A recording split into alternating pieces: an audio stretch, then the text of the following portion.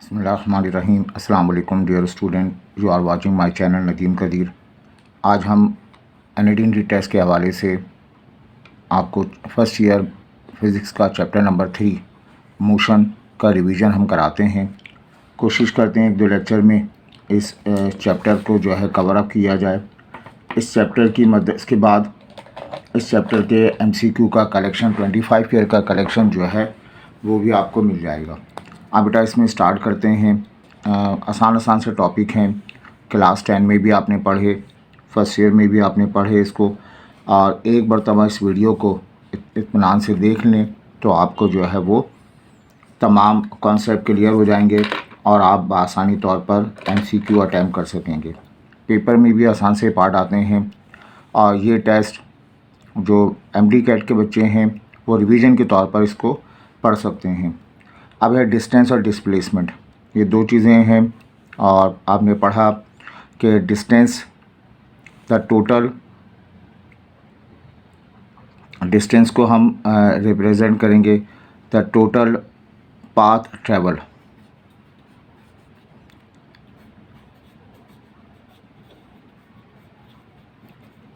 यहाँ लिखा total path, वो रास्ता जो ट्रैवल करते हैं covered by a moving particle from one point two another point is called distance.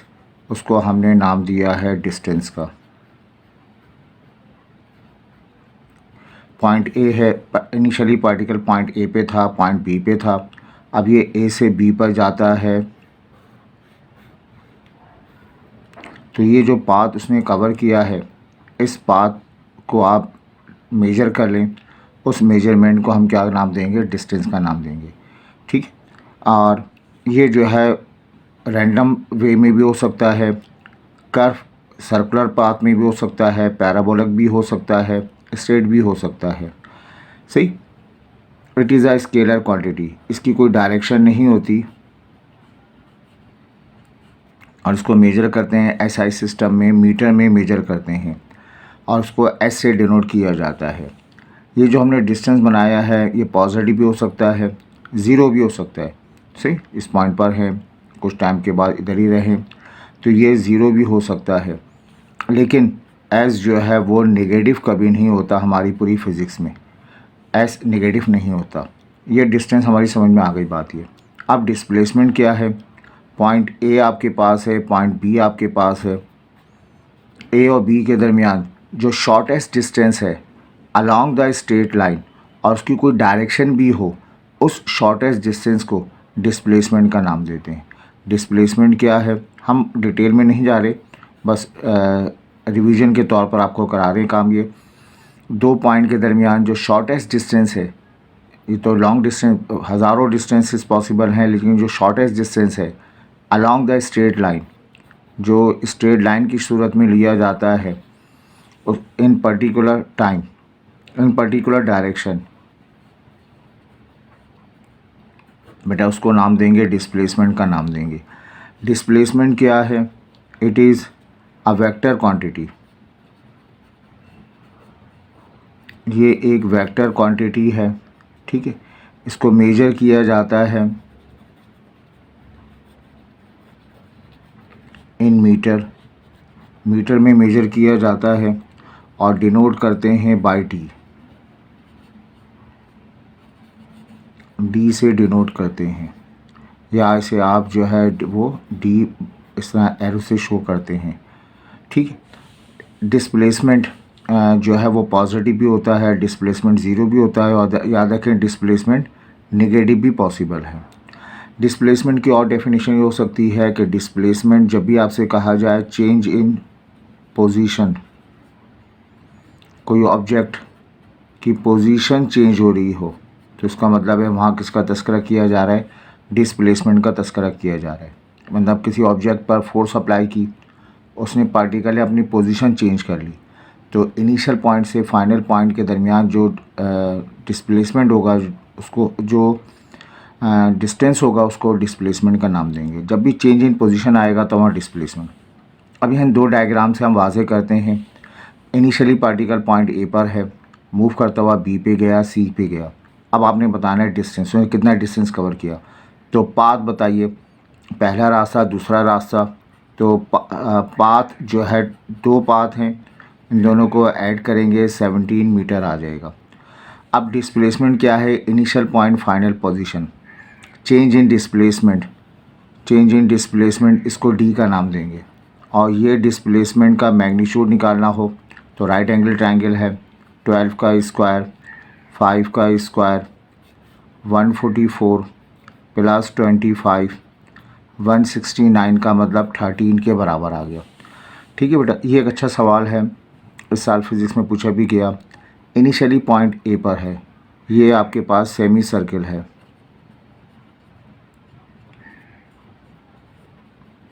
Particle A से मूव करता हुआ बी पर पहुंचा।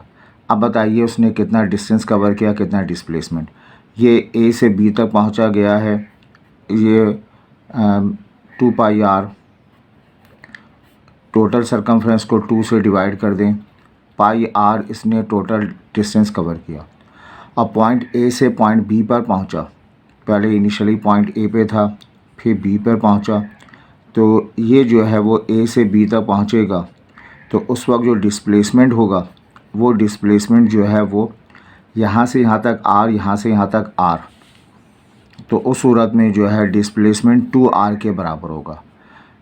ये पाथ डिस्टेंस है जो पाई आर के बराबर है, पार्टिकल ने एक्चुअली तौर पर जो है वो अलोंग द कर्व मूव किया है, तो पाई आर डिस्टेंस है। लेकिन चेंज इन पोजीशन को डिस्प्लेसमेंट का नाम देते हैं।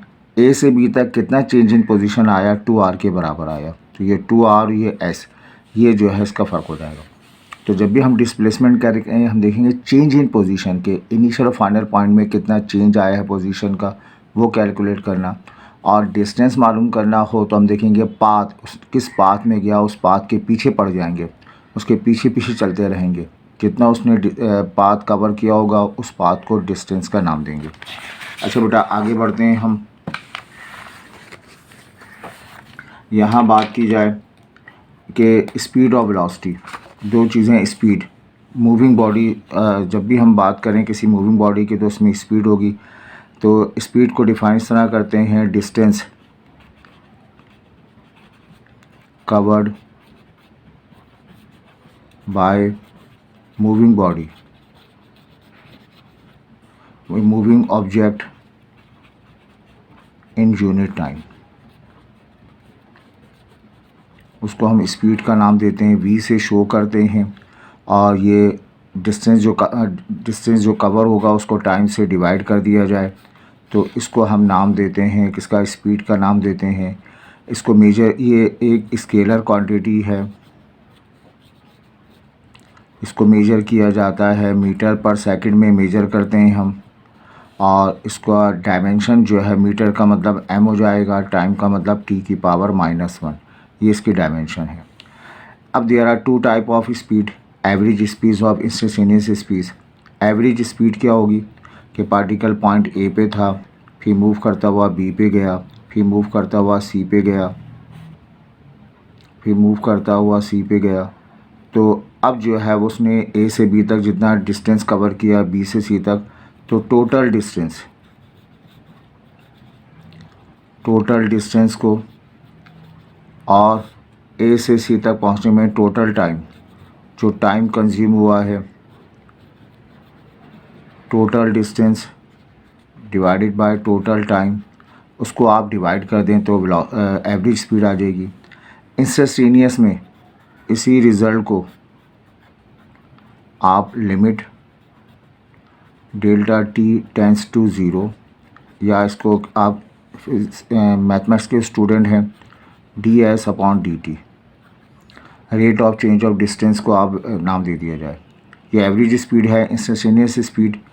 एवरेज स्पीड, यहाँ से आप कोचिंग जाते हैं तो आपने जितना डिस्टेंस कवर किया, जितना टाइम आपने लिया, दोनों को डिवाइड कर दें, एवरेज स्पीड आ गई। लेकिन जब आप कोचिंग पहुँचे, टीचर ने आपसे कहा आपने कितना टाइम लिया, आपने कहा कि घर से कोचिंग 20 मिनट में पहुँचे। आपसे कहा जाए बताएं जब आप 10 मिनट 5 सेकंड पे थे तो आपकी स्पीड क्या थी, तो उस वक्त पर्टिकुलर टाइम पीरियड पे जो स्पीड होगी वो कौन सी स्पीड होगी बताइए? इंस्टेंटेनियस स्पीड होगी। टोटल स्पीड के बाद कैलकुलेट होगा और ये इंस्टेंटेनियस स्पीड किसी भी लम्हे आपके पास जो मूविंग ऑब्जेक्ट में जो स्पीड होगी वो इंस्टेंटेनियस स्पीड होगी। सेम केस वेलोसिटी का है, सिर्फ डायरेक्शन आ जाएगी, डिस्प्लेसमेंट आ जाएगा। क्या कहेंगे? Displacement covered in by moving object in unit time. In unit time उसको हम क्या नाम दे देंगे बताइए? वेलोसिटी का नाम दे देंगे और d/t का नाम देंगे। देयर आर टू टाइप इसकी भी जो है ये, लेकिन ये एक वेक्टर क्वांटिटी है, ये एक वेक्टर क्वांटिटी है। इसको भी मेजर करेंगे मीटर पर सेकंड में। इसका भी डायमेंशन m⁻⁻⁻1 ही हो जाएगी। इसकी एवरेज वेलोसिटी टोटल डिस्प्लेसमेंट होगा, इसको डिवाइड कर देंगे टोटल टाइम के साथ, मतलब ΔT/ΔT, ये एवरेज स्पीड निकल आएगी। और इसी को अगर हम लिमिट के साथ लिख दिया जाए,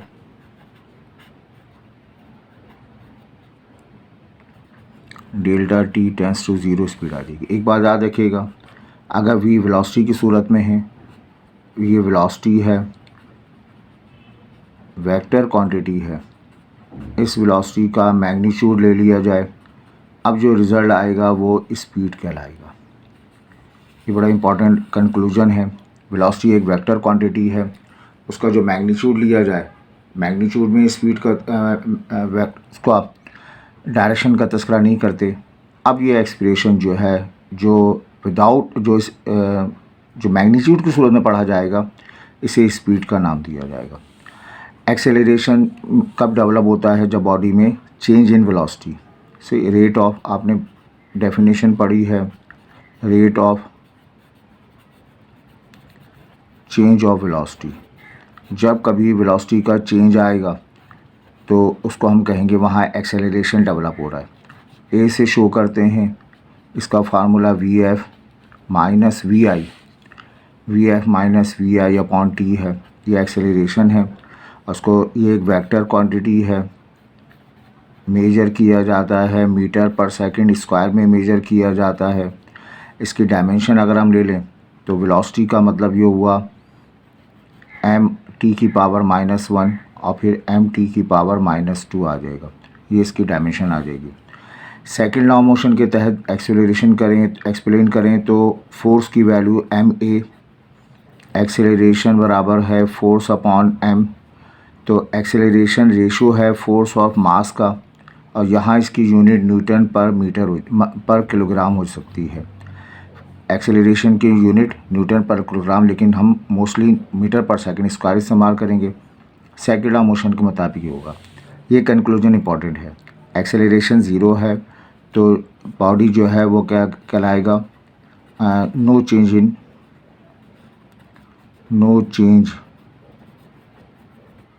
इन वेलोसिटी। वेलोसिटी में कोई चेंज नहीं है, पार्टिकल मूव कर रहा है, कांस्टेंट वेलोसिटी से मूव कर रहा है, उसमें कोई चेंज नहीं आ रहा। ठीक है। अगर एक्सेलरेशन पॉजिटिव आ रहा है, तो वेलोसिटी इज़ इंक्रीजिंग, ऑब्जेक्ट की वेलोसिटी जो है वो इंक्रीज़ कर रही है। अगर एक्सेलरेशन नेगेटिव आ रहा है तो इसका मतलब है कि टाइम गुजरने के साथ साथ वेलोसिटी इज़ डिक्रीजिंग। एक्सेलरेशन 0 है तो वेलोसिटी में कोई चेंज नहीं है, हर कांस्टेंट स्पीड के साथ पार्टिकल मूव कर रहा है। एक्सेलरेशन पॉजिटिव है, वेलोसिटी इंक्रीज़ कर रही है। एक्सेलरेशन नेगेटिव है तो हर लम्हे के बाद वेलोसिटी डिक्रीज़ हो रही है, और इसका अंजाम फिर आखिर क्या होगा? बॉडी जाकर रेस्ट में हो जाएगी। अल्टीमेटली बॉडी रेस्ट में हो जाएगी। अगर ये नेगेटिव एक्सेलरेशन या रिटार्डेशन की बात की जाए तो अल्टीमेटली बॉडी जो है उसका मुस्तकबिल क्या है? रेस्ट है, वो रेस्ट में शामिल हो जाएगी। आगे बढ़ते हैं बेटा। एक्सेलरेशन कांस्टेंट है, इसका मतलब magnitude of velocity as well as and direction is not changing. ये बड़ी इंपॉर्टेंट बात है कि एक्सेलरेशन कांस्टेंट होने का मतलब है कि magnitude of velocity acceleration constant है, मतलब उसकी उस ऑब्जेक्ट में वेलोसिटी चेंज नहीं हो रही, मैग्नीट्यूड ऑफ वेलोसिटी जो है वो चेंज नहीं हो रही, एंड डायरेक्शन भी चेंज नहीं हो रही। लेकिन अगर magnitude of velocity remain same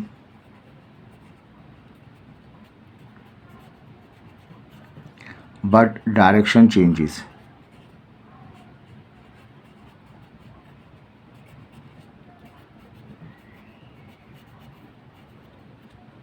तो acceleration is produced।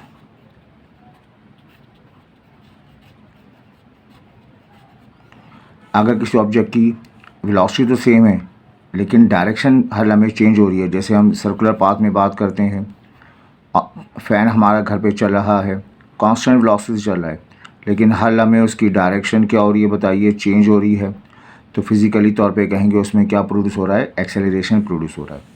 ठीक है, आपने न्यूटन्स के 3 लॉ पढ़े, Newton first law of motion, जिसे हम लॉ ऑफ इनर्शिया भी कहते हैं, लॉ ऑफ इनर्शिया भी कहते हैं। ठीक है, अच्छा ये क्या है, in the absence of force,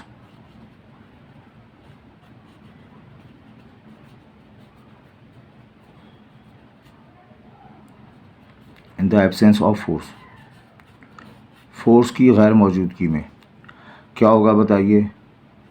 force की गैर मौजूदगी में जो स्टेशनरी ऑब्जेक्ट है वो स्टेशनरी रहेगा, जबकि मूविंग ऑब्जेक्ट अब सेम वेलोसिटी से मूव करता रहेगा। ठीक, यह आपने बताया। रेस्ट ऑब्जेक्ट, ठीक, स्टेशनरी ऑब्जेक्ट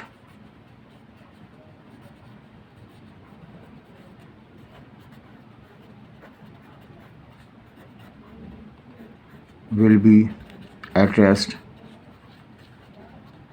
while जबकि moving object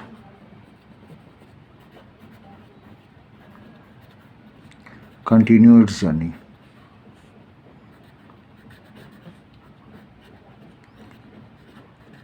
अगर किसी ऑब्जेक्ट पे फोर्स ना लगाई जाए तो स्टेशनरी रुका हुआ ऑब्जेक्ट या रेस्ट ऑब्जेक्ट जो है वो रेस्ट में रहेगा, जबकि मूविंग ऑब्जेक्ट जो है वो अब सेम वेलोसिटी के साथ, जिस वेलोसिटी से मूव कर रहा है उसी वेलोसिटी के साथ अपनी जो है वो स्टेट को बरकरार रखेगा। सही ना, state not change.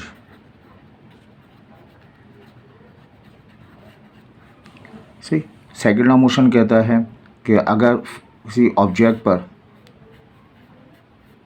Force apply कर दी जाए तो उसी डायरेक्शन में एक्सेलरेशन प्रोड्यूस होगा। ये एक्सेलरेशन की वैल्यू ma के बराबर होगी, प्रोडक्ट के बराबर होगी। Force always equal to the product of mass and acceleration. इसको इस तरह भी करते हैं, किसी ऑब्जेक्ट पर फोर्स अप्लाई की जाए तो उसके मोमेंटम को चेंज कर देती है, और इसकी डेफिनेशन क्या है, rate of change of momentum.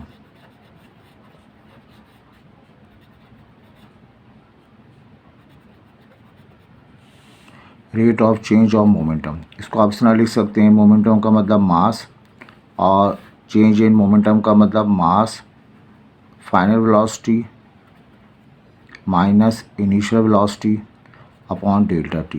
ये पूरा एक्सेलरेशन आ गया, ये मास हो गया, और इसी चीज़ को हम नाम देते हैं rate of change of momentum का नाम देते हैं। थर्ड लॉ मोशन के मुताबिक फॉर एवरी एक्शन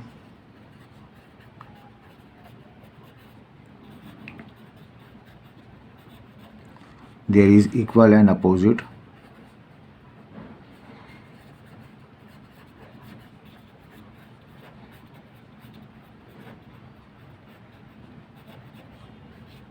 रिएक्शन। और इसके बहुत सारे आपने जो है वो रूल्स वगैरह पढ़े, बस ये बेसिक बातें हैं जो आपको याद होनी चाहिए।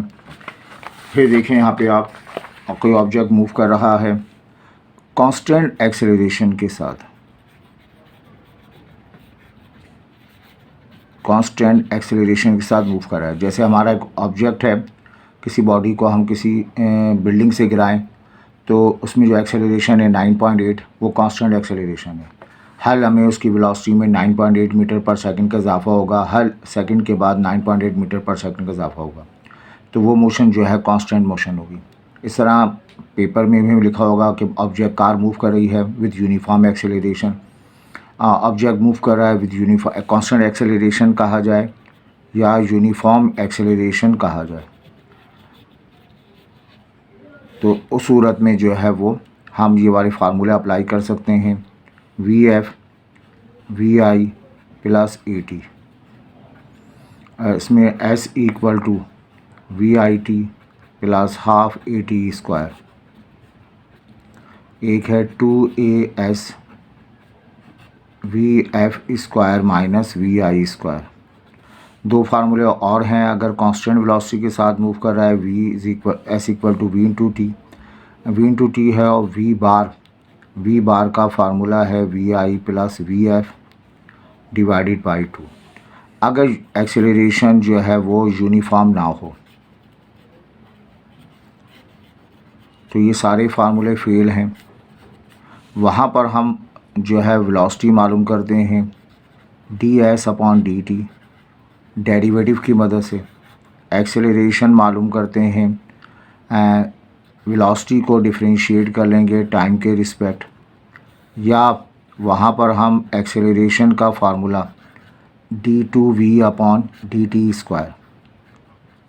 अब हमें कैसे पता चलेगा? ऑब्जेक्ट सवाल में लिखा होगा object is moving with constant acceleration, या कहा जाएगा object is moving with velocity T square plus 5t minus 1, तो वेलोसिटी जो है वो टाइम के साथ वेरी कर रही है। या कहा जाएगा acceleration is moving with T square plus 5t minus 1, इस तरह एक्सेलरेशन मूव कर रहा है, टाइम डिपेंडेंट है, तो वहाँ फिर इन फार्मूलों की मदद से जो है काम करते हैं। ये टॉपिक आप आगे डिग्री क्लासेस में पढ़ेंगे, अभी तो आपने जो है इन्हीं फार्मूलों की मदद से ज़्यादा सवाल करना है। यहाँ से बेसिक बातें जो है वो जो सेकेंड ईयर मैथमेटिक्स में थी वो एक्सप्लेन कर दी, आपकी फिजिक्स बुक में भी लिखी हुई है, इसको अप्लाई करेंगे। आप बेटा इसमें कुछ एग्जाम्पल कर दें। ऑब्जेक्ट पहले रेस्ट में था और ग्रेजुअली तौर पर उसकी वेलोसिटी बढ़ी, उसमें एक्सेलरेशन आया और बढ़ते बढ़ते उसकी वेलोसिटी 25 हो गई, कितने 5 सेकंड में। ऑब्जेक्ट इनिशियली तौर पर 0 था, फिर आहिस्ता आहिस्ता कांस्टेंट एक्सेलरेशन के साथ इसकी वेलोसिटी बढ़ी, 25 हो गई। टाइम उसने लिया 5 सेकंड का टाइम लिया, तो बताएं उसने कितना डिस्टेंस कवर किया। तो यहाँ हमारे पास इसमें फार्मूला जो है वो फाइनल वेलोसिटी एक्सेलरेशन की वैल्यू हमारे पास है V F minus we I upon T है, final velocity 25, initial velocity 0, time की जगह 5, तो इसमें एक्सेलरेशन 5 फीट पर सेकंड स्क्वायर का है। अब 5 फीट को समझें, पहले तो 0 था, 1 सेकंड के बाद 5 मीटर पर सेकंड का इजाफा हो गया, अगले सेकंड के बाद अब वेलोसिटी 10 मीटर पर सेकंड, अगले सेकंड के बाद अब वेलोसिटी 15 मीटर पर सेकंड, यानी हर पहले सेकंड के बाद वेलोसिटी 5 मीटर पर सेकंड, दूसरे सेकंड के बाद 5 का इजाफा और हो गया 10 मीटर पर सेकंड, तीसरे सेकंड के बाद 5 का इजाफा और हो गया 15, चौथे सेकंड के बाद 20 मीटर पर सेकंड, पाँचवें सेकंड के बाद 25 मीटर पर सेकंड। हर लम्हे 5 सेकंड 5 मीटर पर सेकंड इजाफा हो रहा है।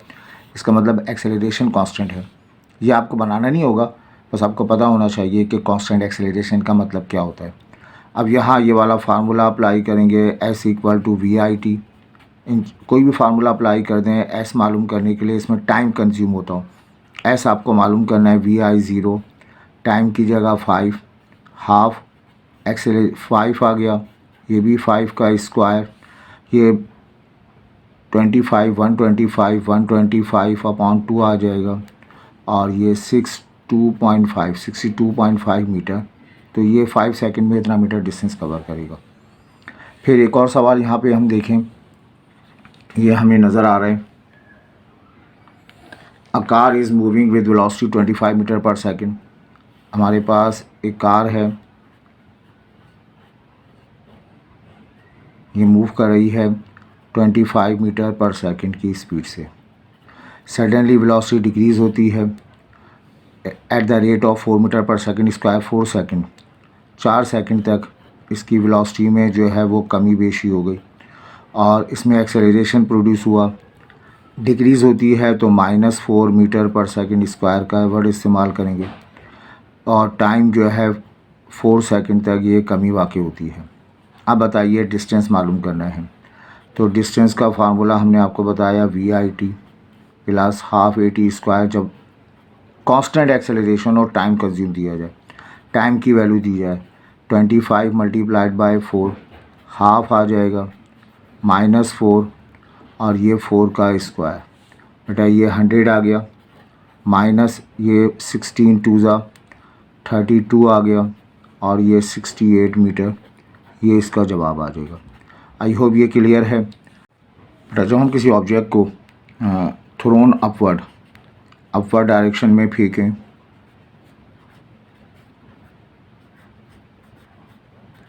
या जस्ट ड्रॉप कर दें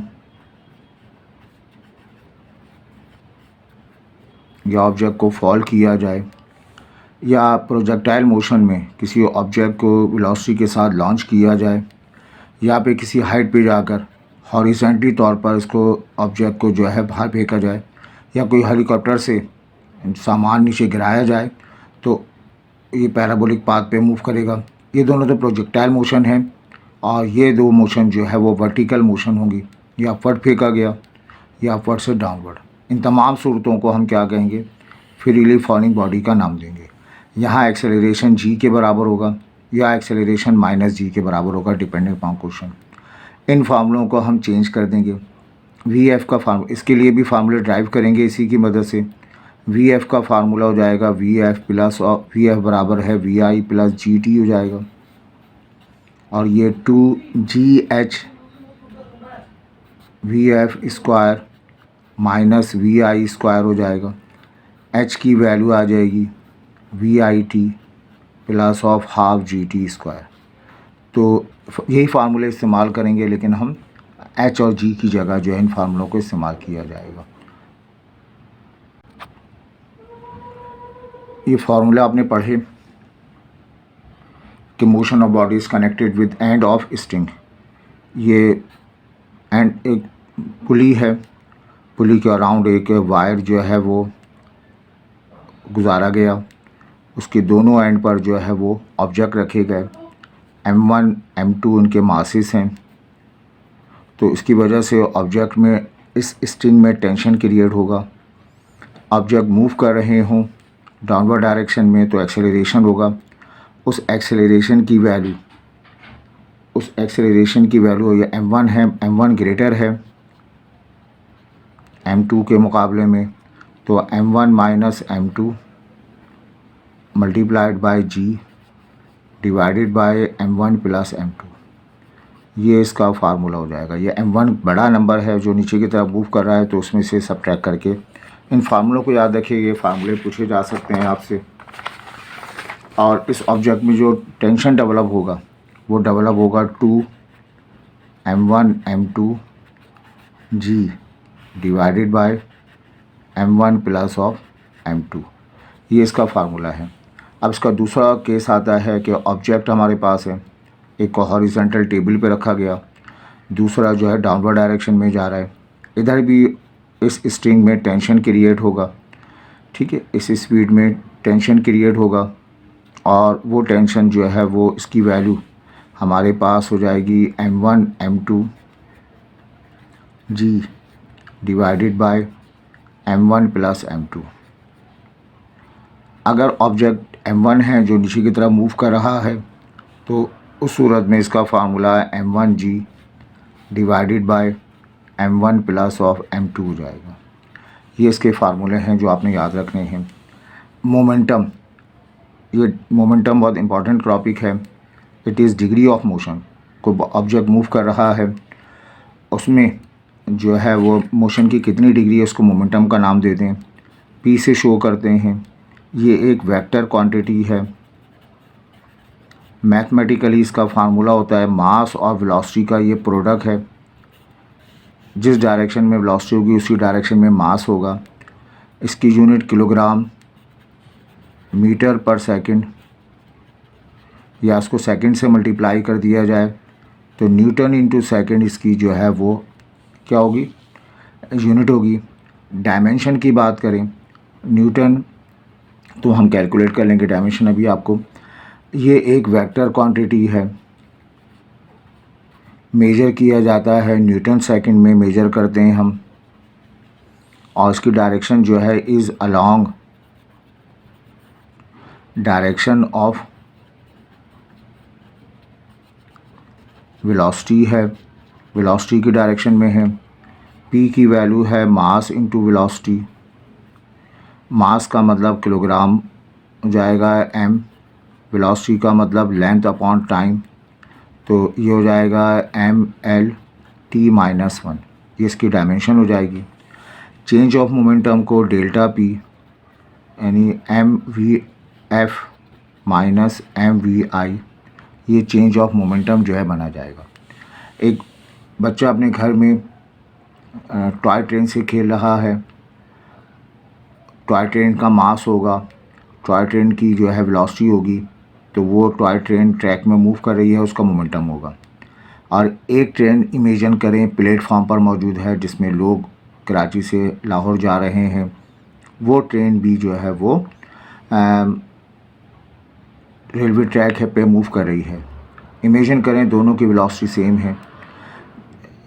टॉय ट्रेन की जो वेलोसिटी है इनिशियली तौर पर जो प्लेटफॉर्म पे ट्रेन में मौजूद है उसकी वेलोसिटी भी वही है, लेकिन दोनों के मोमेंटम में ज़मीन आसमान का फ़र्क है, क्योंकि वेलोसिटी तो सेम है लेकिन मास जो है दोनों का बेइंतहा कम है।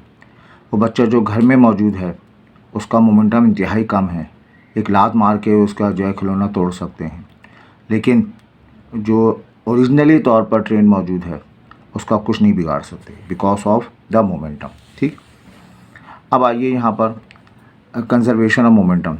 अगर एक आइसोलेटेड सिस्टम की बात की जाए, ये सिस्टम हमारे पास डार्क में बताया गया, इसके अराउंड बाउंड्री मान दी, ना कोई फोर्स इसमें आ सकती है ना कोई जा सकती है, ना मटेरियल इसमें इन्वर्ट हो सकता है, तो इसमें बाहर सराउंडिंग का कोई इफेक्ट नहीं होता, उसको आइसोलेटेड सिस्टम कहते हैं। तो सराउंडिंग की फोर्स जो है वो ज़ीरो के बराबर होती है। उस सूरत में समीशन ऑफ मोमेंटम जो है वो कंजर्व रहता है। कंजर्व रहने का मतलब जो होगा कि इनिशियल मोमेंटम और फाइनल मोमेंटम बराबर हुआ करते हैं।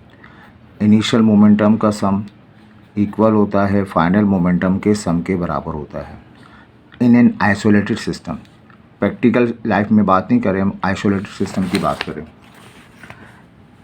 एक एनर्जी है kinetic energy. Every moving object, हर मूविंग ऑब्जेक्ट जो है वो पॉजेस एज एनर्जी,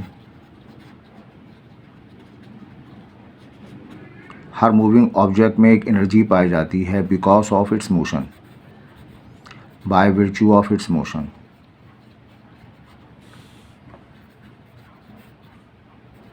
उसकी मोशन की वजह से, और उस एनर्जी का फार्मूला हमारे पास है, काइनेटिक एनर्जी की वैल्यू का फार्मूला बड़ा फेमस सा फार्मूला है, हाफ mv²।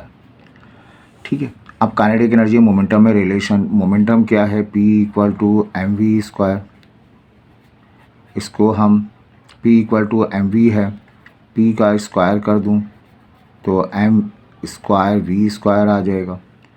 ठीक है, अब ये p² रहेगा, इसको यूँ लिख सकते हैं हाफ mv² और 2m, 2 से 2 कैंसिल होगा, m हो जाएगा। ये वाला p² यहाँ ही रहेगा, divided by 2m kinetic energy. तो काइनेटिक एनर्जी का एक फार्मूला p²/2m मोमेंटम के साथ जो है वो जोड़ दिया गया। तो हो सकता है आपको काइनेटिक एनर्जी मोमेंटम का रिलेशन पूछ लिया जाए। कोलिजन, आपके सिलेबस में कोलिजन मौजूद हैं, दो ऑब्जेक्ट हैं, एक v1 एक v2 वेलोसिटी से मूव कर रहे हैं अलोंग वन डायरेक्शन, v1 की वैल्यू ग्रेटर है, ऑब्जेक्ट a है, ऑब्जेक्ट b, ऑब्जेक्ट a का मास b। तो अब v1 वेलोसिटी ज़्यादा होने की वजह से कुछ लम्हे बाद ये स्ट्राइक करेंगे, और स्ट्राइक करने के बाद इसकी वेलोसिटी v1 v2। एक आइसोलेटेड सिस्टम की हम बात करते हैं। Two object a and b of masses m1 m2 moving with velocity v1 v2, v1 greater है, एक आइसोलेटेड सिस्टम में body A collide with body B, after collision body A move v1 dash v2 dash. अब अगर isolated system है तो velocity में होगा v1 plus v2, v1 minus v2 का डिफरेंस जो है वो माइनस का v1 dash minus v2 dash. ये जो है वो फार्मूला आपने याद रखना है कि जब एक आइसोलेटेड सिस्टम में दो ऑब्जेक्ट मूव कर रहे हों तो उनकी वेलोसिटी का डिफरेंस बिफोर कोलिजन, वेलोसिटी का डिफरेंस आफ्टर कोलिजन बराबर होता है लेकिन माइनस डायरेक्शन के साथ। अब मैं आपसे पूछूं टोटल मोमेंटम बिफोर कोलिजन, ये कोलिजन से पहले है, इसका मोमेंटम हो जाएगा m1, इसका मोमेंटम होगा m1 v1 plus of m2 v2। After collision क्या हो जाएगा m1 v1 डैश, मास तो चेंज नहीं होंगे, वेलोसिटी चेंज हो जाएगी m2 v2 dash. Kinetic energy before collision half m v1 square होगा, half m1 m2 v2 square हो जाएगा।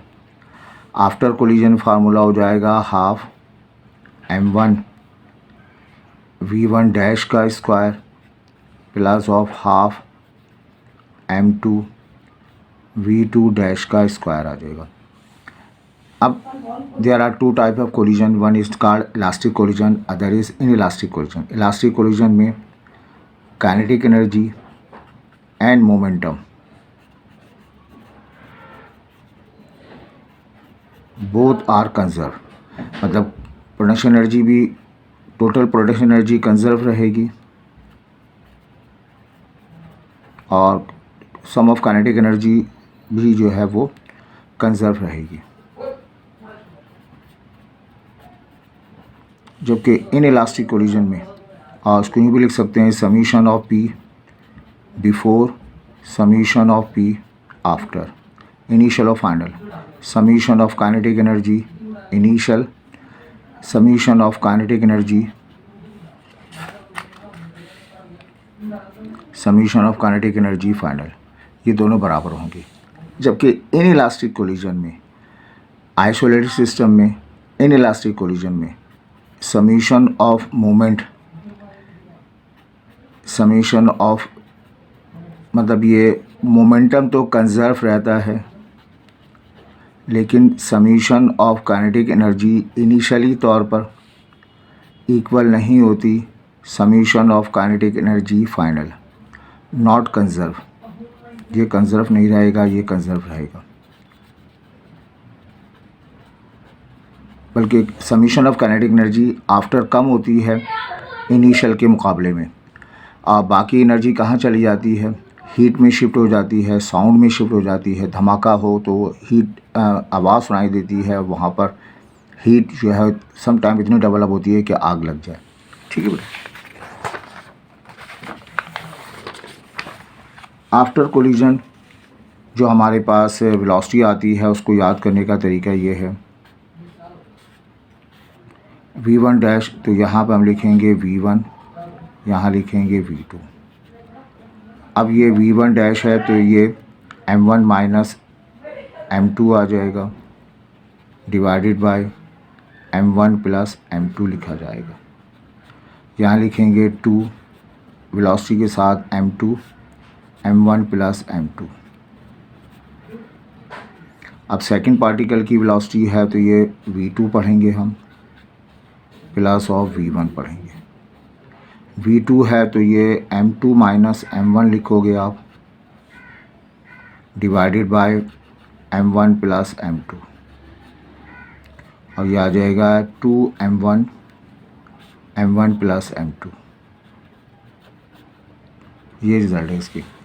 अब ये केसेस जो है पूछे जाते हैं two sphere of same masses, ये m है ये m2 है, दोनों इक्वल हैं, m1 इक्वल है m2। अब ये रेस्ट हालत में है, ये ऑब्जेक्ट मूव कर रहा है, इनका कोलिजन होता है। कोलिजन के बाद व्हाट हैपन, ये फर्स्ट पार्टिकल रेस्ट में आ जाएगा जबकि सेकंड पार्टिकल जो है वो इस वेलोसिटी से मूव कर जाएगा। When two sphere of same masses collided, one of them is rest, तो कंक्लूजन क्या होगा? आफ्टर कोलिजन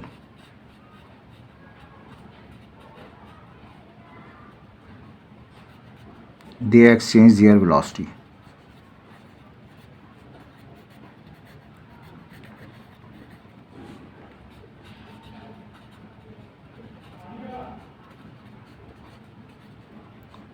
क्या मतलब? ये इसकी वेलोसिटी ले लेगा, रेस्ट में आ जाएगा पहला ऑब्जेक्ट, और दूसरा ऑब्जेक्ट जो है वो इसकी वेलोसिटी लेकर आगे की तरफ मूव करना शुरू कर देगा।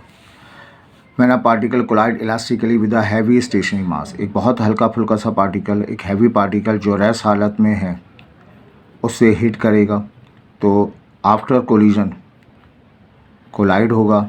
कोलाइड होने के बाद the moving particle, the moving object, ये जो मूविंग ऑब्जेक्ट है will continue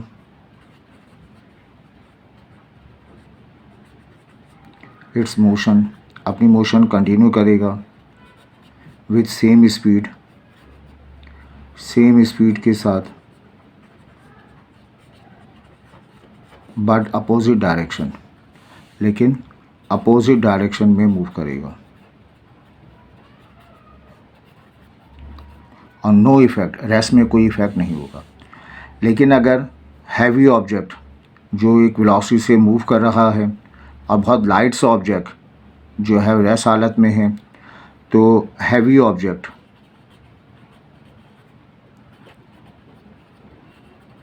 will continue, heavy object continue करेगा its motion, same speed, same speed and direction, while small particle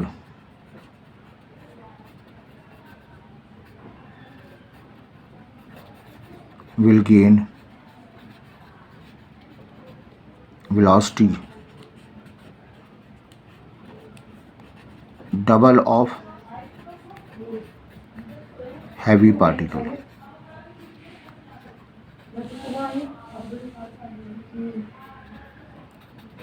जबकि स्मॉल पार्टिकल जो है वो इसके मुकाबले में दुगनी वेलोसिटी के साथ मूव कर जाएगा। आई होप ये क्लियर है। अच्छा बेटा, अब ये थोड़ा ग्राफिकली तौर पर हम काम आपको समझाते हैं। कहा जाए बॉडी का ऑब्जेक्ट वेलोसिटी जो है वो इंक्रीज़ कर रहा है, तो हम ये कहेंगे वेलोसिटी इंक्रीज़ कर रही है, तो एक्सेलरेशन और वेलोसिटी की डायरेक्शन जो है सेम होगी, एंगल ज़ीरो होगा, दे आर पैरेलल हो जाएंगे। अगर वेलोसिटी ऑफ मूविंग ऑब्जेक्ट जो है वो डिक्रीज़ कर रहा हो, तो ये वेलोसिटी और एक्सेलरेशन अपोजिट डायरेक्शन में हो जाएंगे, एंगल 180 होगा, एंटी पैरेलल हो जाएंगे। अगर angle of velocity, angle between velocity से मूव कर रहा है, फोर्स यहाँ पर है, तो नो वर्क डन, तो उस सूरत में वहाँ कोई वर्क डन नहीं होगा। No gain in velocity, velocity में कोई गेन नहीं होगा। और डायरेक्शन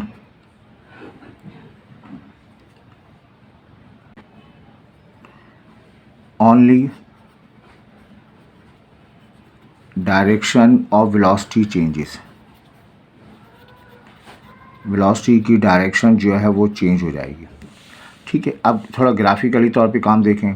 डी और टाइम में ग्राफ बनाया जाए, तो जैसे जैसे टाइम पास हो रहा है, पार्टिकल जो है वो उसने जो डिस्टेंस कवर किया, कुछ देर के बाद डिस्टेंस में कोई फ़र्क नहीं आया, उसने वही डिस्टेंस कवर किया, तो इस सूरत में वेलोसिटी का फार्मूला हम पढ़ते हैं delta T upon delta T. Change of displacement हुआ ही नहीं है, जो डिस्प्लेसमेंट था उसमें अगर ऊपर नीचे होता तो हम कहते हैं चेंज ऑफ डिस्प्लेसमेंट, तो ये ज़ीरो के बराबर होगा। यहाँ देखें, टाइम डिस्प्लेसमेंट, टाइम के बाद डिस्प्लेसमेंट, टाइम आगे बढ़ा, आर्टिकल ने डिस्प्लेस किया, तो यहाँ delta T upon delta T मिलेगा। अब ये स्ट्रेट लाइन है तो ये जो है वो कांस्टेंट मिलेगा आपको, ठीक है। ये टाइम के साथ डिस्प्लेसमेंट, टाइम के साथ डिस्प्लेसमेंट, टाइम के साथ डिस्प्लेसमेंट, तो यहाँ पर delta T upon delta T होगा। इसको हम derivative of displacement upon time भी लिख सकते हैं, और ये वेरिएबल होगा, वेरिएबल वेलोसिटी हो जाएगी यहाँ पर। याद रखिएगा डी और टाइम के ग्राफ में, डिस्प्लेसमेंट टाइम के ग्राफ में जो ग्रेडियंट है मतलब स्लोप है वो रिप्रेजेंट करता है वेलोसिटी को, और टी और टी का प्रोडक्ट एरिया होता है, लेकिन डी और टी किसी चीज़ को रिप्रेजेंट नहीं करते।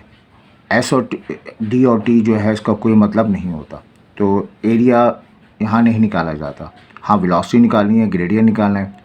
ग्रेडियंट का एक फार्मूला टेन थीटा भी आपने पढ़ा था, अब वो टेन थीटा की वैल्यू हमारे पास इस सवाल में 30 डिग्री है। टेन 30 1/√3 के बराबर आएगा। ये डी और टी का ग्राफ है, ठीक।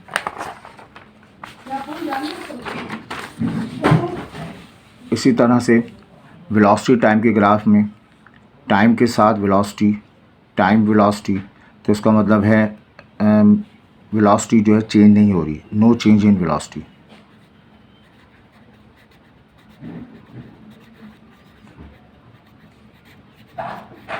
मतलब वेलोसिटी जो है कांस्टेंट है, और कांस्टेंट चीज़ों का ग्रेडियंट जो है वो ज़ीरो के बराबर होता है। अब यहाँ ग्रेडियंट का मतलब डेल्टा वी, वाई एक्सिस में डेल्टा वी और नीचे डेल्टा टी, इस चीज़ को एक्सेलरेशन कहते हैं। एक्सेलरेशन की वैल्यू जो है वो आपको ज़ीरो मिल जाएगी। यहाँ टाइम के साथ वेलोसिटी, टाइम के बाद वेलोसिटी बढ़ गई, टाइम के बाद वेलोसिटी बढ़ गई, एक्सेलरेशन जो है वो delta V upon delta T. Acceleration uniform acceleration कहलाएगा, और चूँकि बढ़ रही है तो पॉजिटिव हो जाएगा, यहाँ ये नेगेटिव हो जाएगा। वेलोसिटी चेंज हो रही है लेकिन कांस्टेंट स्ट्रेट लाइन नहीं है, तो इसको हम क्या कहेंगे, वेरिएबल एक्सेलरेशन। और इसका ये delta V upon delta T, या इसका बेस्ट तरीका है D V upon D T, इस तरह से निकाला जा सकता है। एक्सेलरेशन जो है वो क्या है, ग्रेडियंट है। एक्सेलरेशन का मतलब वेलोसिटी टाइम के ग्राफ में जो ग्रेडियंट है वो एक्सेलरेशन को रिप्रेजेंट करता है, टेन थीटा को रिप्रेजेंट करता है, थीटा की वैल्यू 45, तो एक्सेलरेशन जो है वो 1 के बराबर आ जाएगा।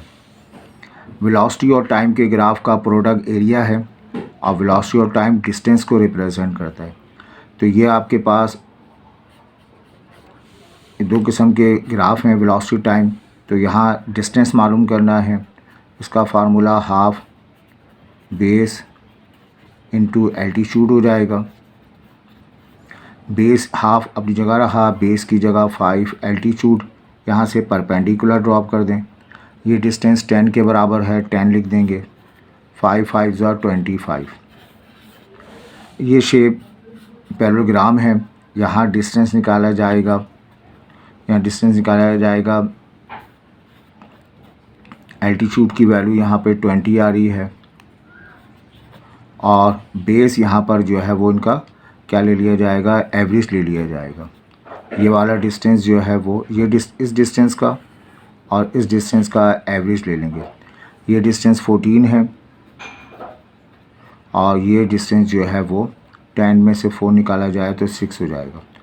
तो 14 और 6 का डिस्टेंस निकाल के इसको मल्टीप्लाई कर देंगे तो डिस्टेंस निकल आएगा। ये इसके फार्मूले हैं। अब देखें इंक्लाइन प्लेन, आप जानते हैं कोई भी प्लेन हॉरिजॉन्टल के साथ एंगल बना रही हो तो वो इंक्लाइन प्लेन है। ये एक सिंपल मशीन है जिससे हम एफिशिएंसी ऑफ फोर्स बढ़ा सकते हैं।